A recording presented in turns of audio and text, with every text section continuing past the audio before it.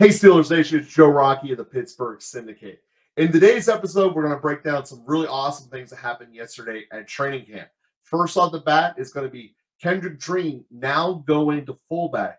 How it's going to look, I think it's going to be much better than at the slot, so we're going to break that down. The second thing is Kenny Pickett and George Pickens are just getting tighter and better as this camp's going on, and I think it's going to have some massive benefits as this season progresses, and it's going to be awesome. So let's start here with Kendrick Green. First, we can see that he's doing reps through the tunnel here with the ball swatting drills. And I think it's absolutely fantastic that we're pushing him in the direction of fullback. Yesterday, I did the entire breakdown about why putting him in the slot is a very bad idea, because I believe it is. But when we look at this from a fullback position, now we're talking a completely different situation. Now, obviously, it's a different position for him on the field, and it takes him a little bit of adjusting. This is where it is. So we look at this rep that he had yesterday come from the fullback position. Yes, he does miss his block. That's a fact of life. But we see, more importantly, a lateral move that can get him outside of the tackle box. Obviously, most people his size are not that athletic to be able to make that play and action happen at all. So to be able to show this is a great fundamental starting point. And what it goes along with is the overall essence of what the Steelers have been doing this offseason. Bigger and tougher. Yes, Green was already on the roster, but he was in a spot where it was going to be very difficult to make this team unless he won out the center role.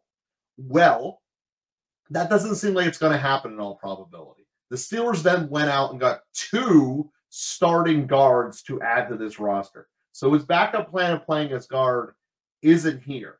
And I love that the Steelers are trying to utilize a way to get him on the field to make things happen. So when we look at what a goal line package would be, you have your 3 tight ends in Muth, Washington, and Gentry, all massive people. Najee's your running back, and then you got Green as your fullback. If this team doesn't convert a 3rd and 1 or a 4th and 1, something massively bad happened. Because with that much force and power on the field, you should be able to move any line on the planet. This is an absolutely massive front that's going to be hard to overcome. And it takes me back to a couple of years ago during the Le'Veon when we could not convert short yardage at all. That problem's fixed. And I think it's fixed massively just by the personnel. And yeah, you could also say make Connor Hayward the fullback, but there is a night and day difference between having those extra 60 pounds slamming into a middle linebacker versus having someone who's the same size as the linebacker they're hitting. And now that we're allowed to do in the NFL these just push the quarterback forward plays, I actually contend that you might be better doing a quarterback sneak with someone who can take a snap but isn't Kenny. And this is something that I haven't seen poked around yet, but I think it could be the greatest short yardage play ever. Zach Gentry, massive, huge tight end, over 6'6", was a quarterback. I contend the best quarterback draw play, or quarterback sneak play rather, that we could do would be Gentry under center with Green behind him pushing. And then since Gentry's as massive as he is, just put his hand over the top for the goal line or just fall forward for the end zone. Because when you look at this, pushing a guy who's already 2 yards tall when you only need a couple of inches seems like pretty easy math. It also prevents the problem of Kenny getting a concussion because he's not there. And I think that it's something that is probably not considered, but I think it should be. Because Gentry, again, was the starting quarterback at Michigan. He knows how to take a snap. And using his size and power with just Green coming up behind him, ooh, you're going to be able to push a lot of things. And I think that it would just be something that would be very beneficial for the Steelers with a little bit of outside of the box thinking there. Now, the other thing that the entire reason for that idea is, aside from I think it'll work, is we need to protect Kenny. Because what Kenny is showing is immense growth with his receivers. I'm going to show a play here where George Pickens is actually running a Tyreek Hill-esque route, where his speed is pushing the defense back, and then he's essentially doing a lazy out or comeback, depending on how you want to call it, catching the ball right on the sideline and getting the first down beyond the sticks. And that is one of the biggest things that need to happen with the Steelers this year. On first down, the receivers need to be on the sticks. And that is how you open up running lanes for both scrambling with Kenny and then obviously Najee up the middle.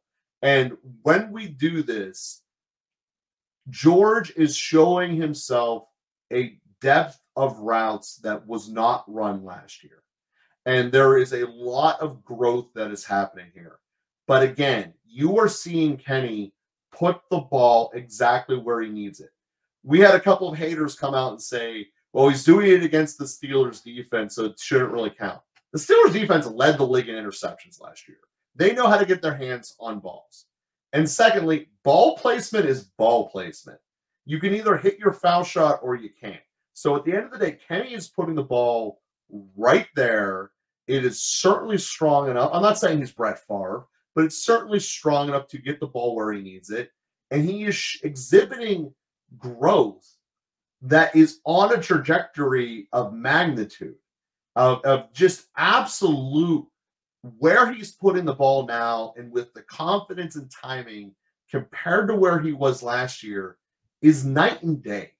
And this does come from confidence of being in the second go around of the league, knowing what the speed of the game is. And also, it's reps and trust with your receivers. Last year, because the Steelers were going down the Trubisky route, Kenny did not have the first team opportunity with the studs. So as a result, he ended up not developing the chemistry with George Pickens.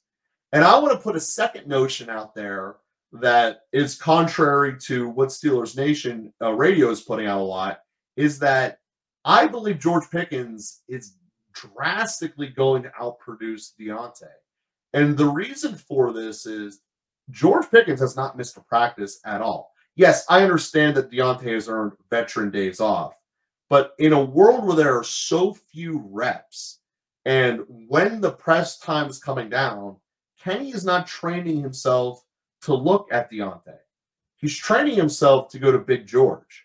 And Pickens is delivering virtually every time we can, whether it be a crazy diving catch like this one from Friday Night Lights, or when he goes over the top and George is showing he can go over the top of a huge, even though rookie, but huge cornerback, as we see in this play from earlier in training camp against Joey Porter Jr.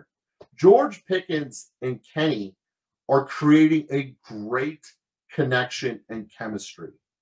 I do believe by the end of the season, the best thing for the Pittsburgh Steelers is George Pickens to be the number one receiving target on the team.